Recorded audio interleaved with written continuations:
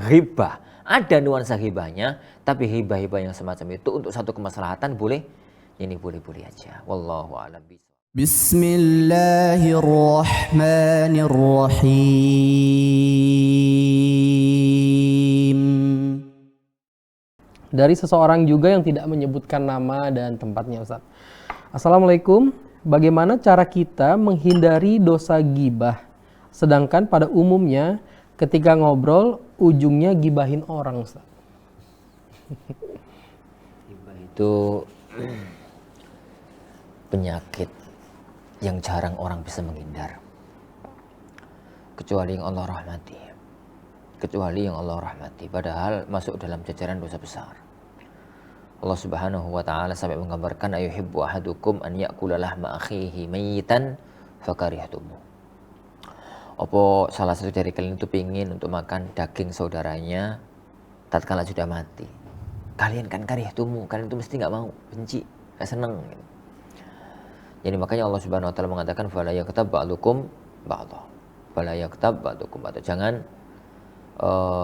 menghibah sebagian kalian dari sebagian yang lain. Nah, Bapak sekalian, tapi perlu didudukkan apa itu hibah. Hibah itu kata beliau sallallahu alaihi wasallam, zikruka akhaka bima yakrah.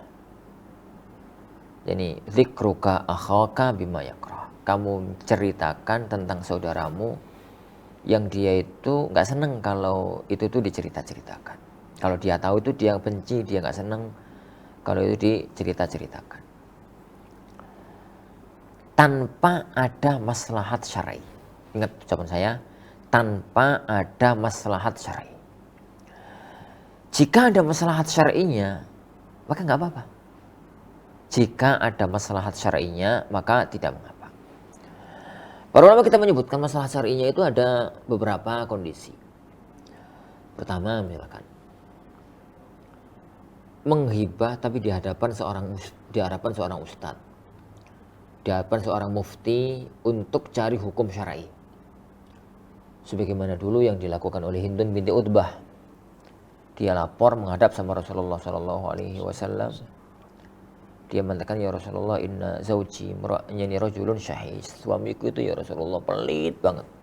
Begini gitu ya. Lalu Rasulullah SAW ngasih solusi. Semacam yang sering kita diskusikan itu loh. Para istri hibai suami hibai istri. Di sini, dibahas di sini.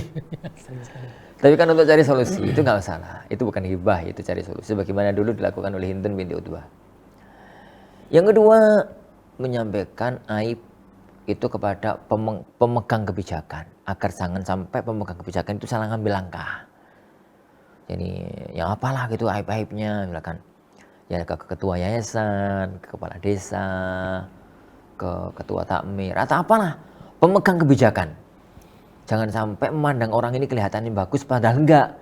Kelihatan yang tahu itu tonggone, yang tahu itu apa, Ustaz, itu tuh kayak bisa tuh jangan nyegang duit Ustaz. Aku pernah kerja sama dengan dia. Wah, gak karu-karuan Ustaz, gini semacam itu. Lah, itu kan nama nanti ketua yayasan misalkan atau ketua takmir itu ngerti, oh fulan soleh, pinter, tapi duit bahaya misalkan gitu. Duit itu ini bahaya, maka itu jadi kebaikan. Itu yang kedua, gambaran yang kedua. Dan itu boleh. Jadi itu boleh. Ya, karena untuk maslahat umum, maslahatnya umum lebih diutamakan daripada masalah dia.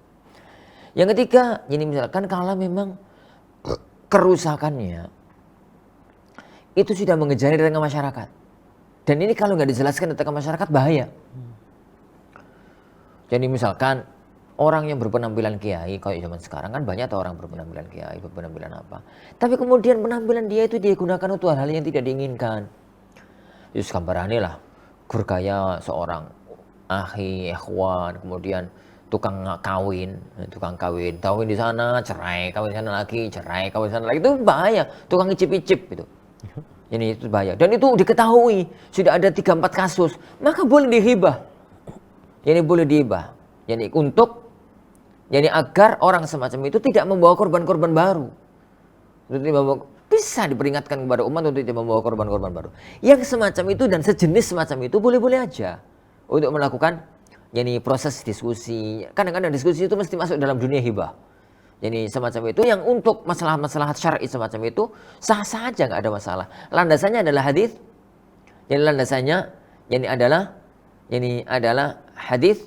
Jadi beberapa hadis, salah satunya adalah hadis Hindun binti Utbah tadi. Yang kedua hadis dalam Sahih Bukhari, tatkala Rasulullah SAW melihat ada orang dari kejauhan datang, kelihatannya mau bertamu, gitu. Kelihatannya mau bertamu kepada beliau SAW. Rasulullah ngomong sama Aisyah, yang tatkala itu Rasulullah di rumah Ibunda Aisyah, bi'sa akhul akhir, wong iku wong elek, gitu. Wong itu, wong elek. Orang itu orang jelek, gitu.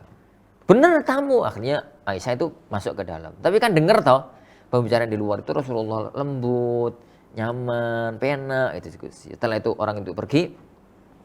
Rasulullah SAW itu ditanya sama Aisyah, jenengan itu pripun tuh? Katanya wong elek, lo kok malah disambut dengan sambutan yang semacam sama itu. Rasulullah mengatakan, kapan aku itu omonganku kasar itu kapan? Omonganku kasar, omonganku jelek, komunikasiku nggak bagus itu kapan? Itu tuh kan nuansa-nuansa ghibah. Ada nuansa ghibahnya, tapi ghibah-ghibah yang semacam itu untuk satu kemaslahatan boleh aja. Wallahu a'lam bishawab. Lah, bagaimana kita menghindarinya? Pertama, sadari bahaya ghibah. Ghibah itu dosa yang paling sulit tobati. Kenapa? Ya kan harus minta maaf. Jadi harus minta maaf sama yang digibahi. Yang kedua, bahayanya. Sebenarnya ghibah itu aneh. Karena kita itu punya pahala, kita serahkan kepada orang yang kita benci. Ini orang yang kita benci. Maka mohon kepada Allah Subhanahu wa taala agar kita itu menutup diri dari hal-hal yang semacam itu, kecuali ada maslahat syar'i. Wallahu a'lam.